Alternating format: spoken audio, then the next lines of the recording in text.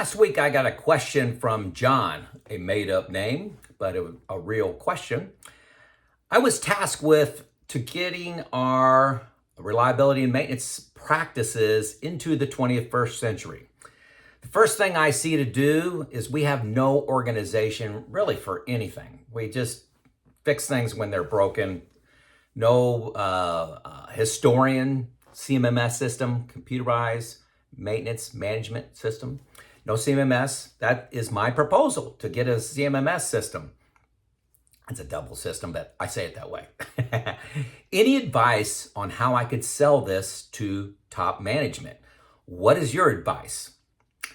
What's your advice? Listener out there, what advice would you give John for pursuing a CMMS? How do you sell that to top management? And spoiler alert, is that the right place to start? Okay, this is Joe Kuhn of Lean Driven Reliability, bridging the gap between best practices that you should be doing, like you should have a CMMS, but the reality that you live in every day, all the chaos, all the reactive maintenance, all the highs and lows of business cycles. How do you get things done in that culture? John, I don't know your plant, but I've seen your plant a dozen times. Many look to begin with a CMMS. That is a good, logical place to start, okay? It seems that way, rather. But here's how that goes, okay? So let's just play this out. That's the first thing you want to do. So first of all, I have to have some assumptions about current state. Your spending trends are getting worse 10% a year. Things are getting worse. Assets are getting older, inflation, all that is a natural negative pull on your organization's results. You're not using best practices. You have no key KPIs, just opinion. Good chance you had a major business interruption in the last 6 months, like you lost a week's worth of production because of an equipment failure, linked to poor maintenance practices. Could have been a safety event, hopefully not. Could have been a big environmental event, and now top management is highly sponsoring, let's get into the 21st century. Makes sense? So that's my assumptions of current state. The decision is made to get all the tribal knowledge from out of all the craftspeople's heads, get some best practices, all compiled together in this historian, a CMMS, to spoon feed decisions that we need to make every month. We need to lube this. We need to adjust that. We need to inspect this, right? Makes sense. It tells you exactly what to do each month. All historical data, parts list, and procedures are captured. Man, huge to get all those parts lists out of people's heads, out of the lockers, that people may squirrel them away in. This is what a CMMS does. It can create reports, give you KPIs, start monitoring trends once you start populating it with data. And then you could start anticipating problems as mean time between failures get closer, costs go up, just altogether great. Buying or leasing a system is actually very easy and really not that expensive. Most of them, the not modern ones, they're handheld. You can use your phone. They're built to be mobile, very interactive, very intuitive. You can lease them, pay per user. The problem is not getting a CMMS. That's not the issue. The problem is the transition. You got to free up people, one option, free up people to create asset hierarchies, enter the best practices, enter all the procedures, all that tribal knowledge. It's got to be entered into this system. You got to enter parts, and you got to link parts to, you may have a coupling that works in 4 or 5 different areas. You got to link those assets. Just enormous amount of labor just hands-on labor. I have not discovered a simple way of doing this. Hands-on data entry based on the number of assets you got. You must use common nomenclature, sometimes pictures to cross-reference assets and common parts. For a small plant, say you have, 60 assets, and I guess it depends on how complex those are. But I've seen that take 4 full-time people a year. That's the kind of order of magnitude you're into, okay? Most often it's years to, when my organization, and was a large one, we had a team of like 12 people, and we paid enormous number of contractors to do a bunch of work too.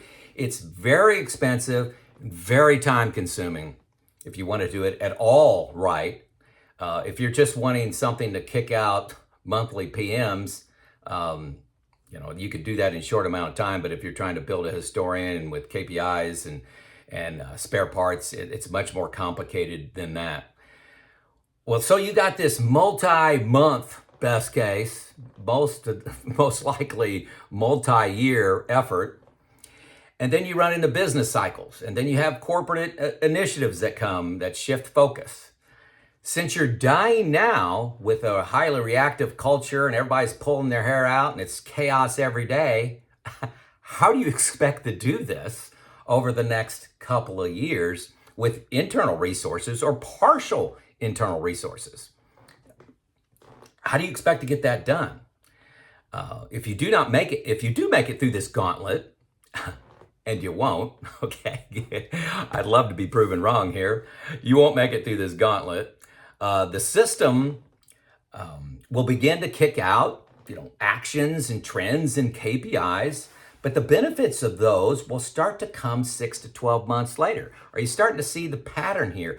A CMMS is fantastic, but it is a long-term implementation, 1 to 2 years, and then you start to get results several months after that. Best kind of case, okay? So next, you need to populate the CMMS with real events that happen, real events that start to happen. So you have to train people on, how to enter a downtime event, unplanned downtime, how to put those things in so you can begin to track mean time between failure as an example. This can be short-circuited with a lot of money. Like I said, you can throw a lot of contractors at this, but I would not do 100% contractors. I would have, for a small plant, maybe 2 of my own people work on this full-time, and then maybe a team of 3, 4, 5 contractors work on it full-time. That's an expensive way to go. So it's a lot of upfront investment. Management's not going to see any result for, I'm saying 24 months, and I'm being kind. Okay, 24 months. The downsides of fully contracting this out, you're not going to like the assumptions and the design of the system, and some of the people are going to say, why did we design it that way? Why is this asset not linked to that asset? We've got 20 couplings that are exactly the same. We got it listed as 20 different part numbers in our storeroom, and you just get a lot of chaos. I've been a plant manager, as many of you know. If you brought this proposal to me, you're in total chaos. You don't have any credibility as a maintenance organization. Your wrench time is probably 12%. Failure rate of the equipment is probably a disaster. 100% reactive maintenance. And then you're telling me you're going to give me a plan to start giving me results in 36 months. And you really didn't change the culture at all. So you got the same culture, same people, all you got is this new tool. You're making culture change. I got this in bold. You're making culture change. You're not deploying tools. And this is the misstep 90% of people make on their reliability journey. They see a tool, they want to put it in their plant, but the tool's not accepted by their plant. That's a huge issue, and probably what's going to happen at your plant. Business cycles are going to shoot down sponsorship when you're going to be on to the next thing, and then you're going to have this CMMS system that you're going to be paying for, and what you've invested people and time in, just hanging up on the bookshelf. My advice, I do have advice.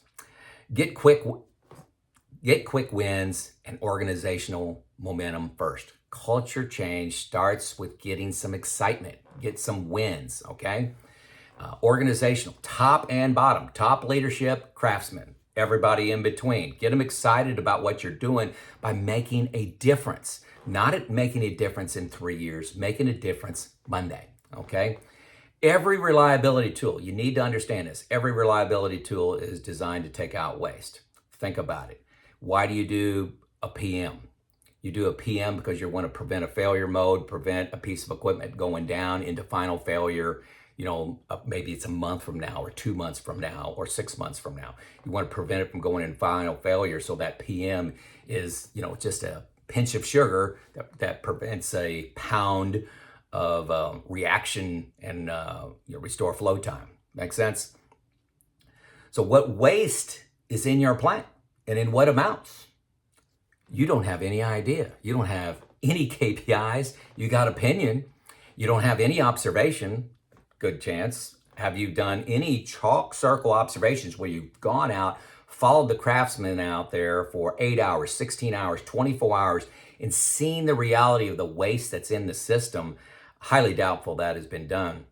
Chalk circle observation is the only way to know waste in your plant, and every reliability tool is designed to take out waste, okay? So know your waste, apply the tool to the waste. It's really that simple. You're going to be shocked at what you see in chalk circle observation. It's going to be hidden from you if you're playing in the conference room and looking at your computer. It's going to be hidden from you. It's out on the shop floor. Expect to be overwhelmed with easy waste opportunities to fix. Here's a couple examples. Craftsmen don't have the right tools. There's poor coordination of work with production, poor lubrication practices, no fork truck. They don't have a fork. Everybody needs a fork truck at the beginning of the shift. They got one and they're trying to share it. We have to search for parts at the plant, and we have to make what parts we have work with maybe some modifications at a machine shop and maybe a torch and a welder. We have to make it work. We fix everything with duct tape and WD-40. Poor safety instructions causes a lot of chaos at the beginning of the shift. We don't know how to lock this out properly. We have to get people, subject matter experts involved. I assure you, these wastes are everywhere and they're on everyone's mind daily. So your average mechanic out there is dealing with this chaos. They don't have tools, they don't have parts, they don't have coordination, and you want to put in a CMMS. There's a disconnect there. You need some wins to get the flywheel of reliability turning, get some enthusiasm, focus on the easy and cheap fixes. Do chalk circle observation. The actions you need to take will become very obvious, most of the time free, most of the time you can implement in under 30 days. And that's long, under 30 days. The only way to see waste in your plant is to go out and see it. And I don't know why everybody's so resistant to do this. KPIs and opinion are good, but they tell less than half the story. They point you in the right directions. Fix the small things and create some space and time to implement your CMMS. You get some of these quick wins, get your wrench time up, drive out some dumb things you're doing, free up 2 people. You should be able to free, most plants, the one I described, most plants that I've been into, you can free up a couple people in a month. And then there you go. There you go. You need to gain credibility with the leadership too, to sustain their sponsorship through the entire reliability journey, which really never ends. I've got hundreds of videos on this topic. This is number 276, I think. Check them out. Also, you can schedule an hour with me if you'd like to talk to me. There's a link in every single video that says, hey, Joe, I want to really walk through what you're proposing here, or we're special. And on that topic, John, you're no different, okay? You're very typical. This situation, I see it all the time. I've seen this, I've fixed this. You gotta start with the waste in your plant. You see it through chalk circle observation.